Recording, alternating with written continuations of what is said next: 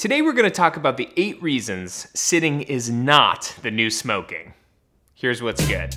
Smoking in the... What is that song? We can all agree It's provocative and it gets the people going. But is sitting the new smoking for realsies? No. No, it's not. Okay, nobody dies from sitting. Compare that to the nearly 500,000 people that die annually from cigarette smoking in the US. How many people die from sitting? 0. So what's the deal here? It's true that sitting isn't good for you. It's linked to all kinds of bad health conditions. Heart disease, diabetes, cancer, anxiety, depression.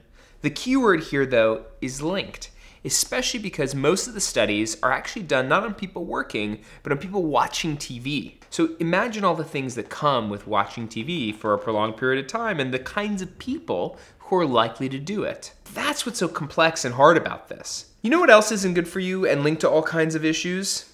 Drinking, and you do it all the time. Eating meat that's well done. Drinking hot drinks and tea.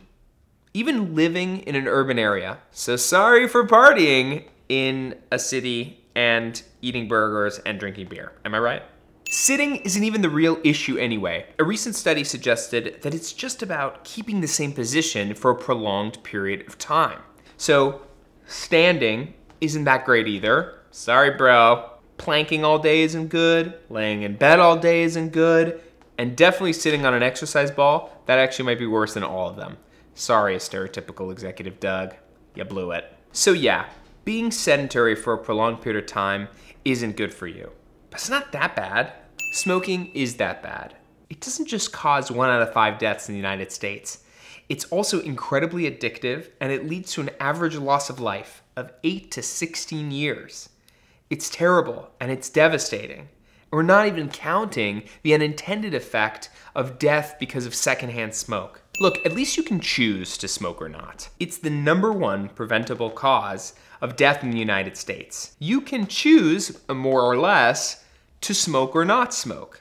And look, if you know all the downsides and you have all the facts, you decide to keep smoking, as long as maybe you don't do it in other people's faces, that's your call, and fine. But sitting is totally different. You can't choose to sit or not. It's the primary way that most of us work. It's not that hard to move around. Just get up, walk on your commute, pace during your phone calls, do some desk exercises or something. Can't believe I'm recommending desk exercises. Traditional media just wants your attention. They get off on scaring you, and it makes us feel helpless. Instead of encouraging us to get up and move around, they're actually making us feel worse about doing something we can't necessarily opt out of in the first place. Sitting is awesome. Ignore all the sensationalizing and just give in. I love sitting. It's awesome. It's usually comfy. You can do all kinds of different things, and I'm probably not alone. I bet you love sitting too.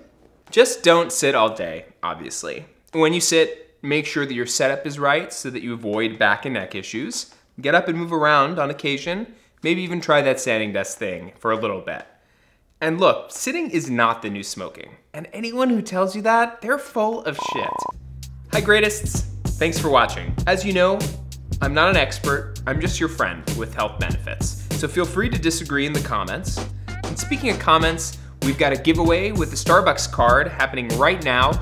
All you have to do is subscribe and leave a comment. Click here for why you probably shouldn't be taking all those fish oil pills. Thanks for watching.